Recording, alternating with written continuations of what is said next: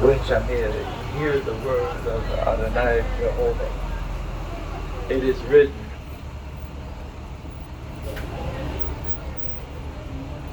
in the first chapter of Genesis, verse 26, God said, "Let us make man in our image, according to our likeness.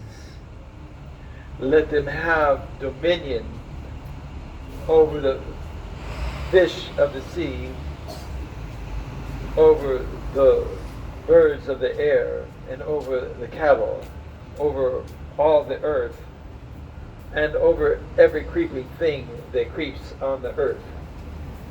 So God created man in his own image. In the image of God, he created him. Male and female, he created them. And the devil's mad about it. I come declaring the word of Jehovah, who created the heavens and the earth. I was just listening to a report concerning the testimony of Jehovah in ancient China. In the ancient China, writing before the Great Wall was constructed, that the Semitic people that came from Elam had a testimony of one God. They worshiped one God. The first thing he did, he constructed a temple and he worshipped one God, the creator of the universe, Lord God Most High.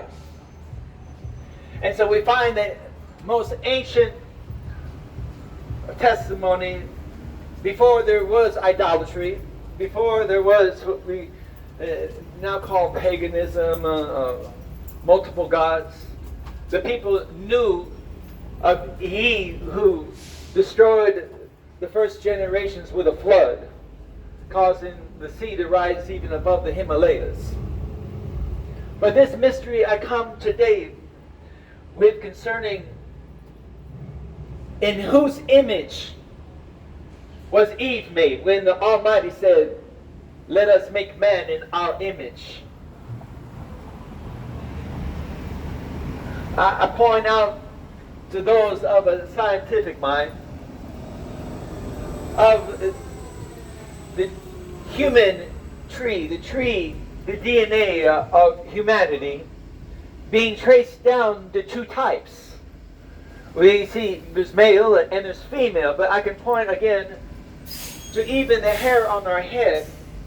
There were two types, two different DNA. There was one type of hair was flat, like we see African hair, and one hair was round. And then there's a mix and there's an oval shape.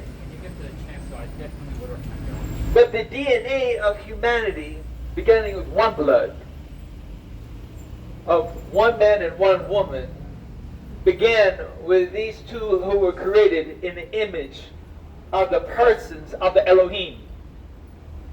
When we use the term God in English, it is translated from the word Elohim, which is plural. In Espanol, Dios. But today I come speaking of something here and now, more than that which is recorded historically. For I come speaking of the Father, the Son, and His daughter, that just as there is a house before the groom, there is a house for the King of Glory to come through, born of the tribes of Israel, this one tribe of Judah, of the house of David. There is a house chosen for the bride, and this house, called the house of Joseph, is Africa. And the time is now for finishing of the work that has begun.